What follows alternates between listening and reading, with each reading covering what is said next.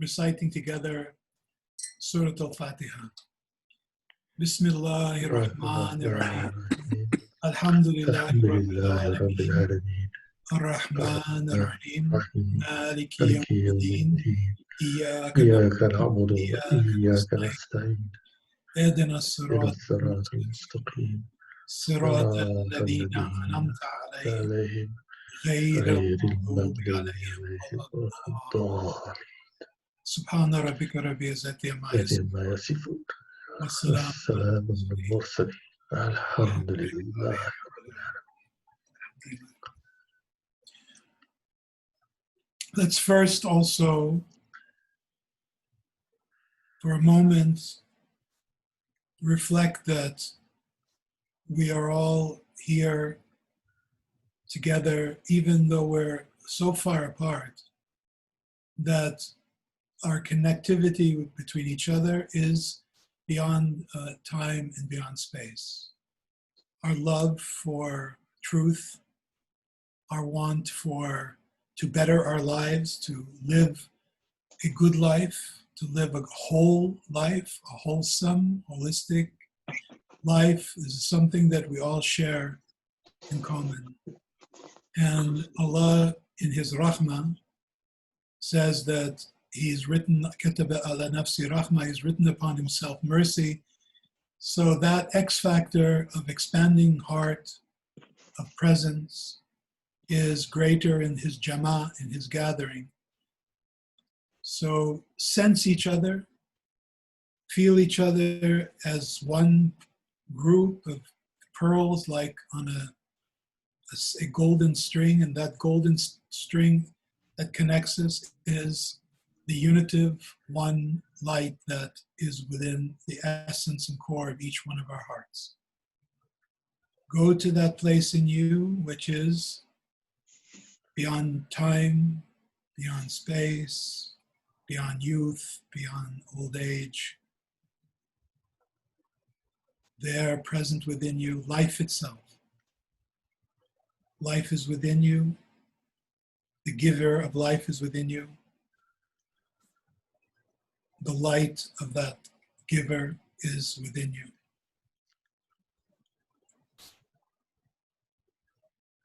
Be in the state of the Hadra al-Rabbani, the presence of your Lord. If it's not now, it's never.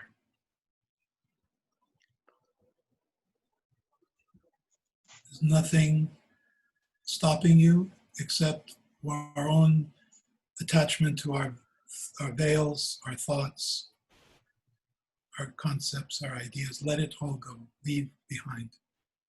Unwind that conundrum of the paradox. Just leave it. Leave it. Alhamdulillah. Alhamdulillah. Alhamdulillah. It's so beautiful when you think in the Quran, it's such a beautiful line. It's Inna Allah wa malaikatuhu yasalluna ala nabi. Ya ayyuhalladhina amanu sallu alayhi wa sallimu taslima. So think of this connectivity that we're discussing right now. Inna Allah, surely Allah, Inna Allah wa malaikatuhu, and all the angels. Inna Allah wa malaikatuhu yasalluna ala nabi. They make salah, they make that connect, they acknowledge that connectivity to the Prophet sallallahu alaihi wasallam. That nur from the light of lights into the manifestation of Allah's Asma Husna, Allah's names. Inna Allah wa malaikatuhu, His angels, yasaluna ala nabi, upon the Prophet, and then Ya ayyuhalladhina amanu, and then addresses the human condition, the human being.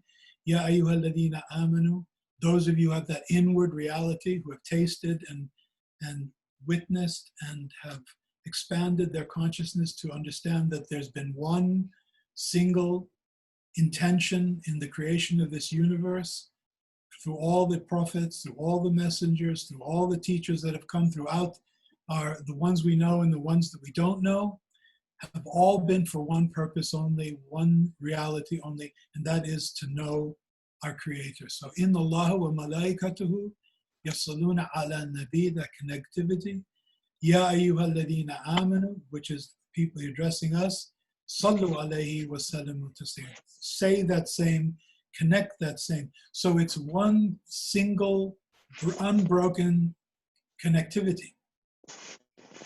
So I want to start out this evening with this idea that, and this vision that all of us can have and imbibe in ourselves of this total connectivity to the source, then to the manifestations of those source in the angels, and then in the names of Allah, and in the opening of the heart and the mind to the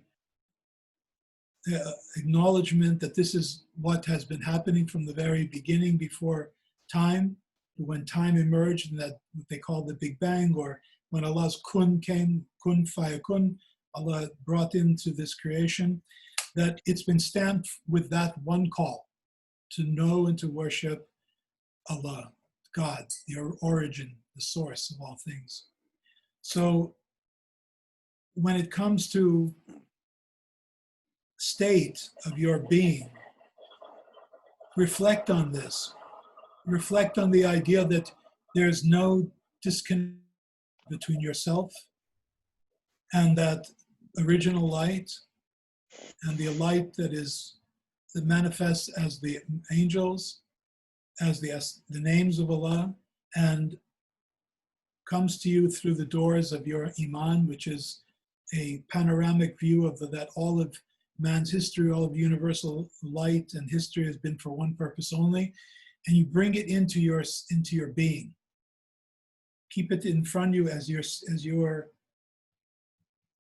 are standing or sitting, as the Quran says, or lying in that dhikr, in that remembrance. What we want is, we don't want just intellectual knowledge. We don't want just information. We don't want just experiences. We want being. In the Sufi way and in the wisdom teachings of Islam, there's three types of knowledge. There's ilm yaqeen, there's ayn al-yaqeen, and there's haqq al-yaqeen. Ilm yaqeen is knowledge, and these three are metaphorically represented in this little story, which I'm going to tell you. Ilm yaqeen is if someone tells you there's a fire, or I'll give you another one. There's a wali on the mountain, a saint living on a mountain. Well, that's ilm yaqeen. Let me turn this off. That's ilm yaqeen. And then ayn al-yaqeen is that you yourself go and you witness whether or not that saintly being is there or not. And you get there and you don't see any saintly being. But that is the truth of certainty. You come and you realize it's not there. Then you say to yourself, I'll stay there until the wali comes. And that's haqq al-yaqeen, because you become the wali on the mountain. You become that which you sought. Another metaphor for this is that someone says there's a fire in the forest. This is ilm yaqeen. And you go there and see the fire, and that's ayn al-yaqeen. You're aware of it, you've checked it for yourself. And then you become immersed and obliterated in that fire. And that is haqq al-yaqeen. You and the fire become one. So these are the type of knowledges, and why it's important to have this understanding is that we're never going to be content or happy in any way, have any access to happiness, true happiness, unless we make have this understanding of these three types of knowledges. The first one will never suffice. It is just the beginning type of knowledge. You could read books and accumulate all kinds of information. You can study the Quran, and even people I've met who have memorized the Quran, but no change in them. They haven't had ayn al-yaqeen. They haven't had they haven't entered into the house of the Quran. They've looked at it from a surface memory capability, and so that is better to have that experience. But the best experience is that to have haqqal yaqeen, which is truth of certainty. That there's no way that you, in your being and in your sense of self, sense of the expanded horizon and higher consciousness, that you don't take total certainty in that and joy from that. Then, because you know everything is by the hand of Allah. Everything is by bil haq. It's amazing. In the Quran, it says that Allah says, I've created the bil haq, with the truth in it. So the challenge to each one of us is to discover that truth that is within us and imbibe that truth that is within us and become a conduit of that truth that is within us, submitted to that willfully. And that is what Islam is about, from another view of the deen. It is about reaching that point where you are in a state of taslim, submission. And then you can be in Islam or in peace. Then things don't bother you. I mean, they may temporarily bother you. I'm not saying that you become indifferent, but what you become is you're so overwhelmed by Allah's generosity, mercy, and incomprehensible mercy that when things happen and occur, you take it differently. You just say, MashaAllah. What else could have happened? What else? My agenda does not trump Allah's agenda. It's very strange to use that word now. It doesn't trump that agenda. Allah's agenda is Allah khayrul makirin. Allah is the best of planners, and His plan will come about. We had a couple of questions that came. I'm going to ask, and it's interesting that these questions were very much in tune with what I was just preparing to say, as I said it just now. So let's, if Sarah, can you read the first question so we can go over it together?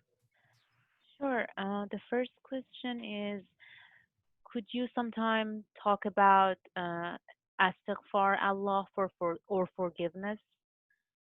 So different people have said things to me about it, and some of the concepts are a bit confusing.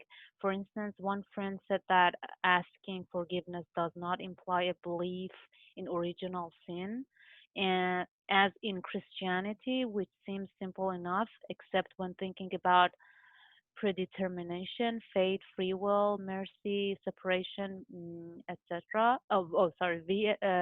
Versus omnipresence, omnipotence. Omniscience, yeah. Sorry. That's okay. I understand the question. And Yeah, we'll leave the second one for now. Let's do was that the end of the first one? yes, it was.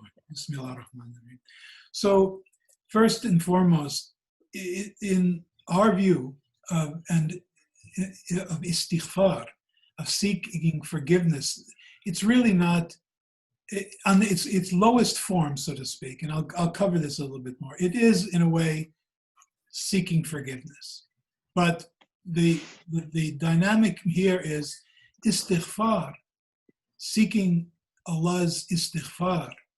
It comes from the root to cover. You're asking Allah to cover you from the result of your actions with His mercy, with His decree.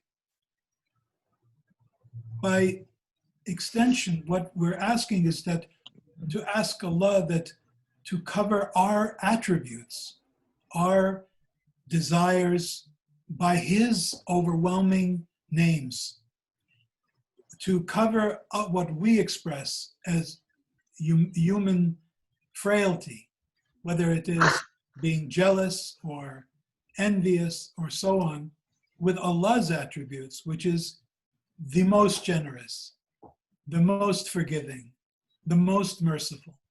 So we are seeking Allah to cover us, our attributes, with His attributes.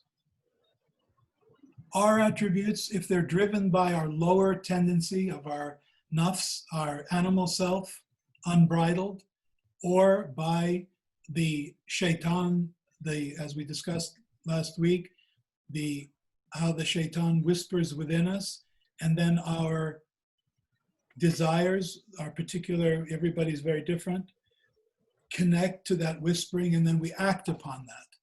But why do we act upon that? Because we are expressing something which is of a lower nature within us.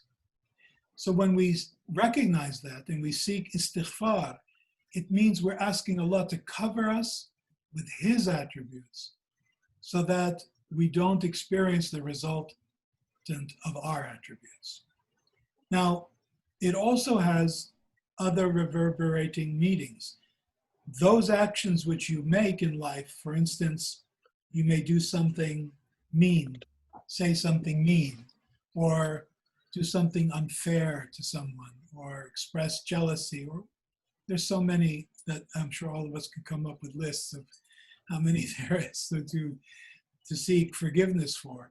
That those are all, again, examples of an inner that manifests itself in these wrong actions.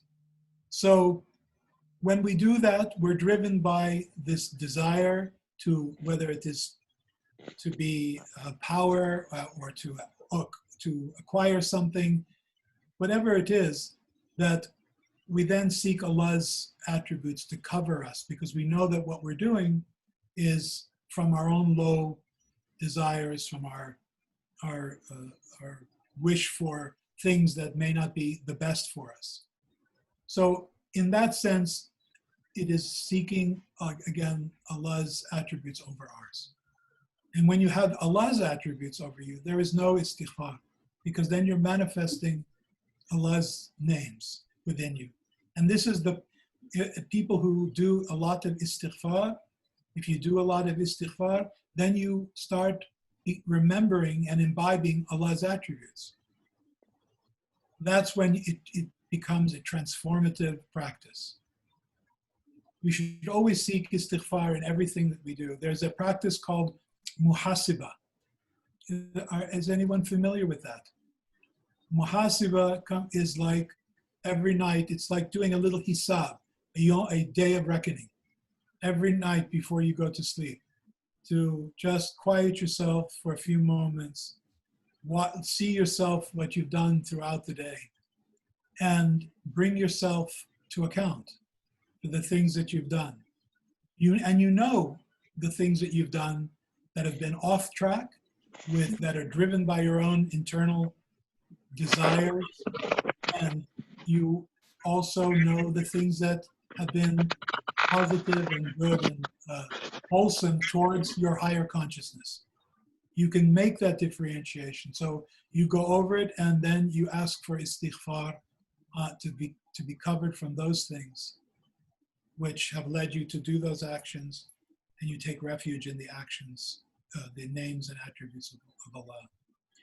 The other thing that I want about this question is the original sin question. There's no, for us, in reality, there is no such thing as original sin. There is no original sin. Every child that comes into this world is tabula rasa, completely pure. They have no, so to speak, karmic baggage when they come in, nor is there an event that took place in the garden. Our vision and understanding of the drama of the garden is very different than the Judaic Christian view. The root of the Judaic Christian view is that there was this temptation of Adam with Eve, and that already starts off the whole thing of women, being the deceiving gender. the one who deceived and tried to encourage Adam. And we don't have that. They both went for this tree, which they were told to stay away from. And we have to look at this, we have to really raise our understanding of these stories to metaphor. It wasn't like this sort of disobedience in a way. Allah said, don't do it. I mean, in a way it was, but it had to happen that way because Allah was and is and was at that moment knew everything that was going on and what would happen. There had to be this descent of Adam and Eve into the worldly life so that they would come to know and have knowledge of the structure of the self and the universe, and so that they would turn willfully towards Allah. This was a setup. It's not a fault here of Adam or Eve. It is an evolutionary process that they were in. They were both in a state of gardenic joy and peace, but without knowledge. They were in some have said that this is a kind of post-human evolvement that this it took place where they made this leap and developed higher consciousness, became aware, self-aware, more like rather than an animal who's not self-aware or to the degree of a human being. That's the sort of the story of how it happened. And so they were then sent into a state of the world so that they could evolve and become willingly worshiping and recognizing the source and be grateful and up to the source from which they emerged. So we don't have this concept of original sin, and nor do we have the idea that Eve was somehow represented an archetype of deception in the female, which you could see in Christianity. I'm not quite sure entirely on this on Judaism, but I'm certainly sure in Christianity that it became almost a part of the canon of the teachings of some of these Christian school development. So that's the idea of istighfar, is going under the umbrella of Allah's mercy, His attributes, His names, and preventing the expression and of your own attributes, of your own ideas and concerns that lead you away from Allah rather than the ones that cover you and you imbibe on the path. So that's that on the was there any more of that question that you wanted fleshed out? Sarah, can you read the second part of that question? Sure. The second question, you mean? No, the second part of the first question again. After the Christian idea of which seems simple enough, except when thinking about predetermination / fate, free will, mercy, separation versus omnipresence / yes. omnipotence. Yes. When you seek istighfar and you imbibe the names and attributes of Allah, this puts you under the umbrella of doing what becoming a conduit of Allah's names and attributes. So there is the relationship with the idea of these other concepts all fall away.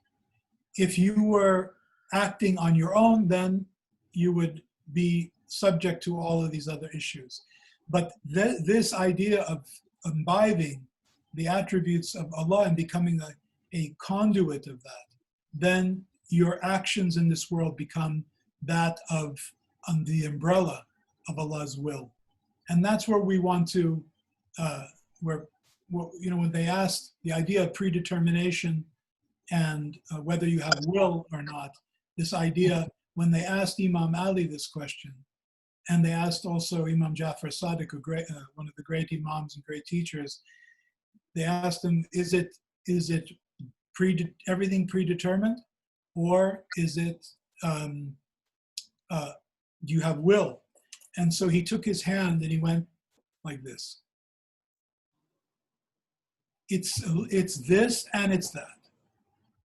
When you act in according to this, when you're submitted and you're not acting as from your own self, like think of what we said last week when Sayyidina Musa, when he threw, Allah says in the Quran, he did not throw, but we threw. This is the state that Allah is indicating to us, that you become unified in that which Allah wills and that which comes to you. So you're specifically guided and you become a conduit of that command. You act, so that is your will, submitted in a moment to the will of Allah's decree. So, and it's a fine line, and one has to live that, taste it, and imbibe it to know the truth of it. It cannot be just, spoken about. You have to see it. You have to experience it. You have to taste it, and you have to know it. Where you know it was you, or you see the yad Allah, the hand of Allah in the moment of that. Okay. And then there was the second question.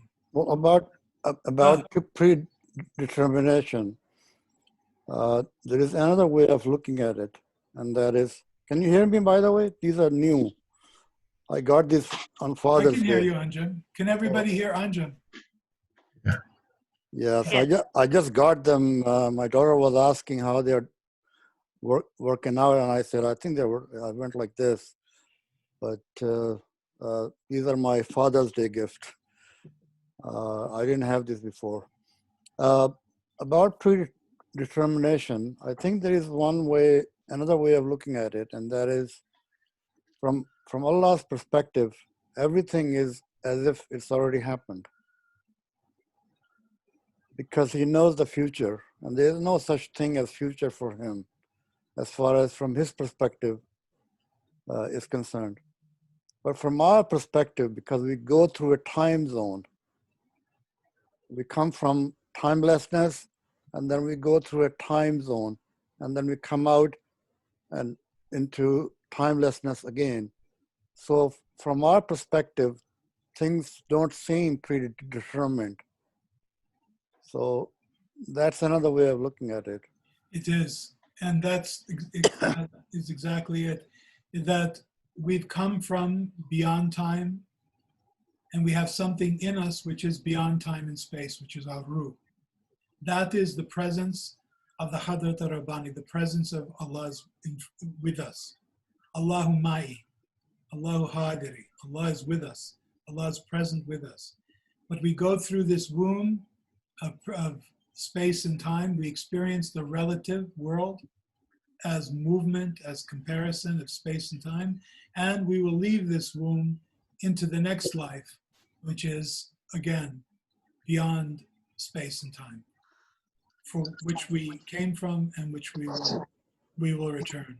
So in this world, we experience the relative. Now, coming back to what I was saying earlier, that when you become more sensitive, when your nafs, yourself, is less active, it is submitted, then the higher consciousness within you still is a relative recognition. You can witness whether the impulse or the desire of that action is coming from yourself, or you see it as a submitted being in recognition of higher consciousness, that it's coming from Allah Azza wa Jal. You recognize it. You see the action as one. And this can only be experienced by becoming very sensitive and submitted and imbibing that state in which you are witnessing from a inner and higher consciousness. What's the second question? The second Sarah? question. Yes. Can you hear me? Yeah. Okay. The second question is, could you teach us about the man Muhammad? We are supposed to love and penetrate him, but for those of us who didn't grow up with the stories and beliefs, it is difficult to love someone we know so little about. MashaAllah. It's true. People who grow up in Islamic, so to speak, Islamic cultures and society, the idea of loving the Prophet is very much part of the whole culture. But like I'm the same. I grew up very differently. I grew up in New York and in Los Angeles. No experience at all with the Prophet Muhammad or anything about them or Muslims or Islam at all.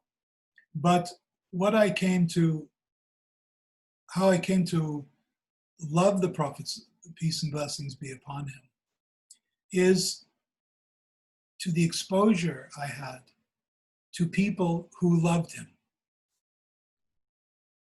You know, when you're with someone who loves someone else, you can't help but feel and experience that love that they have.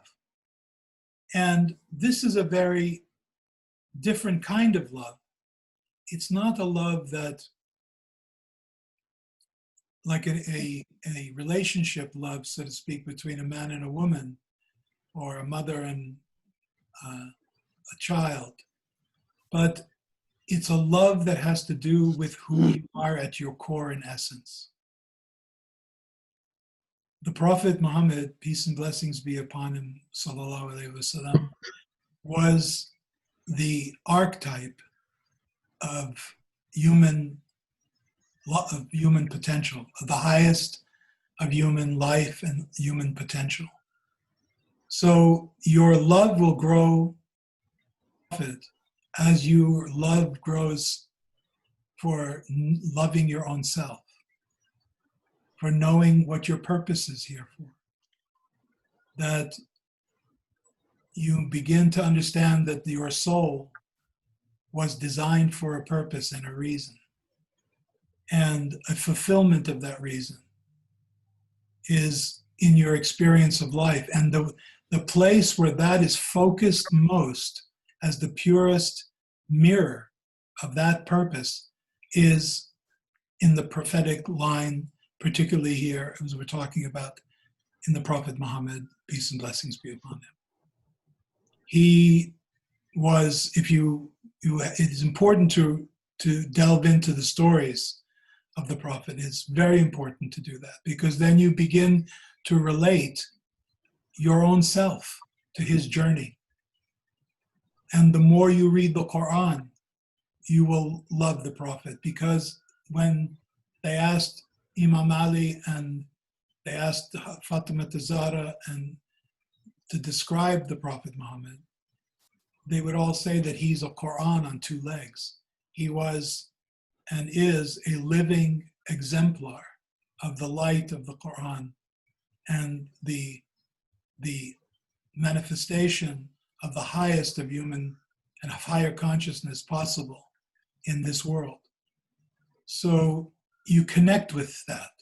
And the more you connect with that for your own self, the more you travel on the path of the Quranic wisdom and the prophetic traditions, then you become more intimate with your own being, with your own potential.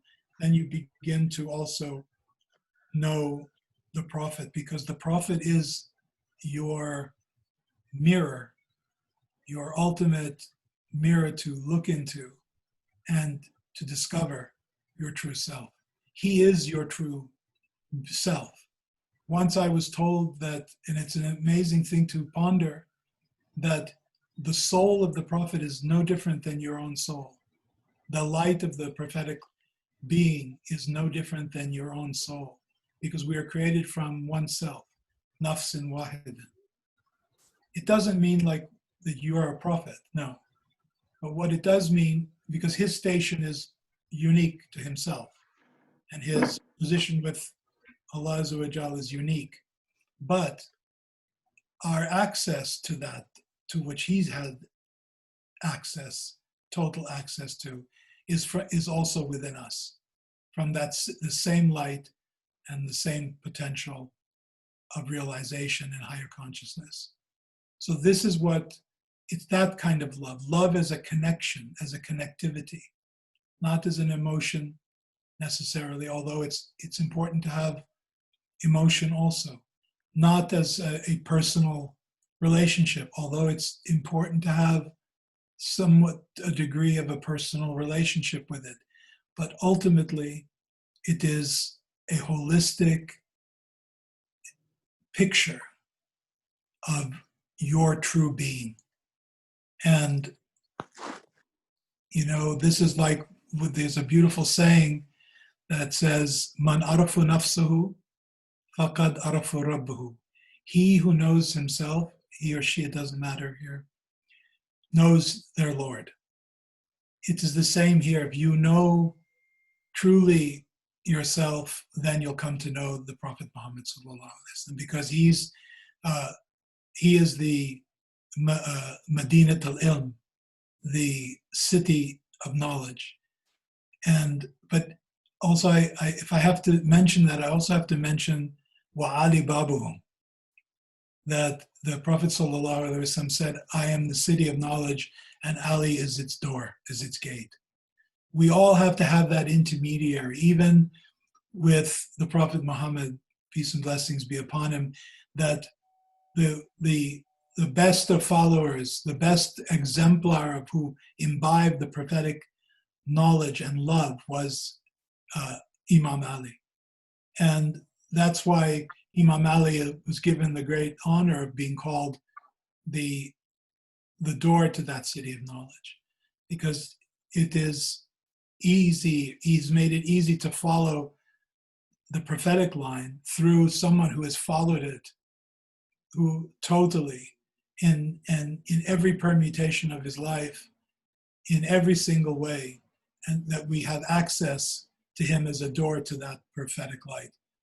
So that love really is about connectivity, and ultimately to connect with that which is within your own heart, your soul, which is your true reality beyond time and space. Yeah. Can I say something? Yeah, Bismillah.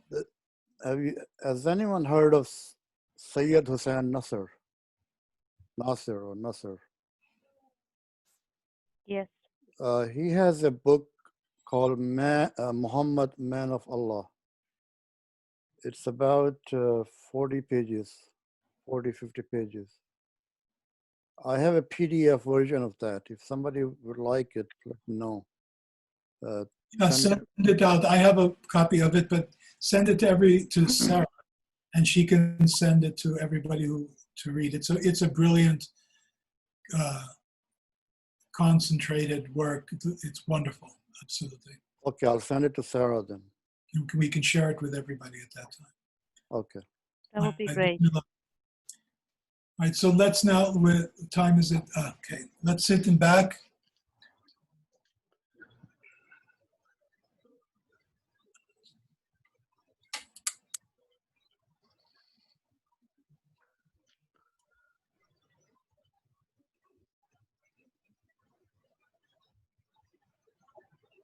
Clear your mind.